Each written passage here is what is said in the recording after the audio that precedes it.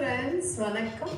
திருமண வாழ்க்கை அவசியமா? திருமணம் பண்ணாதான் வாழ முடியுமா, இல்லைன்னா வாழ முடியாதா அப்படின்றது தான் இன்னைக்கு யங்ஸ்டர்ஸோடைய கொஸ்டினா இருக்கு. ஸோ யாரால அந்த திருமண வாழ்க்கையில அட்ஜஸ்ட் பண்ணி இருக்க முடியுது அப்படின்னு பார்த்தோம்னா, கண்டிப்பா முரண்பாடுகளான ஒரு உறவை அக்செப்ட் பண்ணிக்கிட்டு அவங்களுடைய குணங்களை புரிஞ்சுக்கிட்டு பேசி தீர்த்து விட்டு கொடுத்து போகக்கூடிய ஒரு நபரால தான் திருமண வாழ்க்கையை நீடிச்சு இருக்க முடியுது.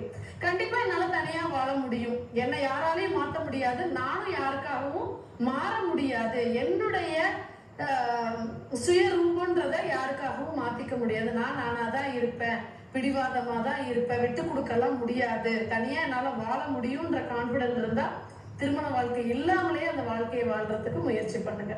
ஸோ திருமணம்ன்ற வாழ்க்கைக்குள்ள போயிட்டு திரும்பி வர்றவங்க எல்லாருமே இந்த குணங்கள் உள்ளவங்கள தான் இருக்காங்க மோஸ்ட்லி.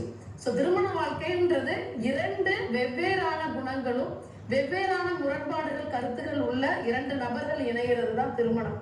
ஸோ அதுக்குள்ள அவங்க விட்டு கொடுத்து அந்த குணங்கள் ஒத்து வந்து புரிஞ்சுக்கிட்டு ஒருத்தர் பேசி தீர்த்துக்கிட்டு அந்த முரண்பாடுகளை தாண்டியும் அந்த லைஃபை தட்டி கொடுத்து போய் அட்ஜஸ்ட் பண்ணி போறது தான் திருமண வாழ்க்கை.